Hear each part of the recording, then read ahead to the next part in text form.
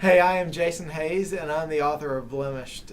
Today, we are continuing on in the blog tour as we have the opportunity to sit down with a dear friend of mine, Ed Stetzer. Ed and I actually co-wrote another book together, and today he's been really gracious to allow me some time on his blog. So we're going to ask. He's going to ask me a few questions, and then we'll just kind of get into the heart of this book. Thanks again for having me today, Ed.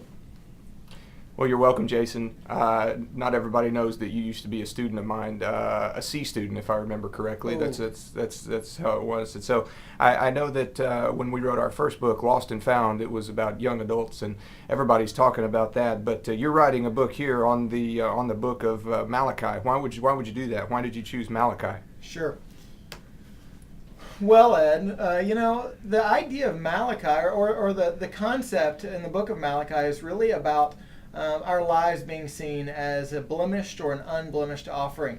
As we look at the Levitical priests and we look at the people of Israel that Malachi places this big, massive, booming rebuke upon, there are a lot of parallels that we can try to look at and examine, or there are some things in our life that we need to glean out of that, meaning the errors of their ways in ancient times. What can we take from that in today's practical application of our life?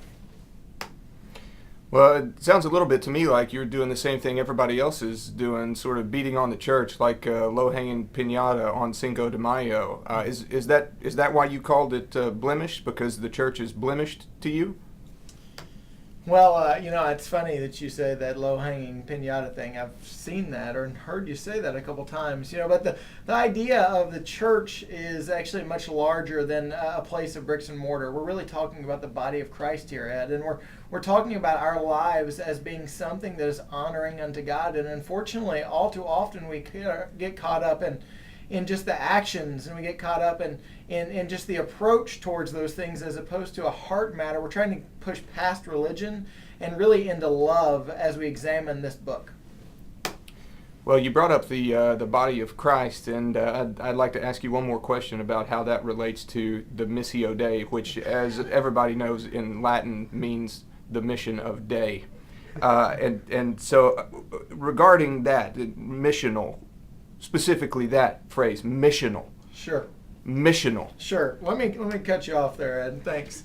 Hey, when you think about missional, obviously the idea of missional is for us to engage our world with the mission of God. And I think there's no better way we can do that than living out something in our life that is honoring unto Him. How can a world that doesn't know Him have an interest in Him if we're doing something that is dishonoring unto the Father? So the idea is for us to examine our own lives, our attitudes, our actions, our abilities, our knowledge, and how we put all that together into a life that is honoring unto the Father, and thus, as a result, impacting the world that desperately needs Him.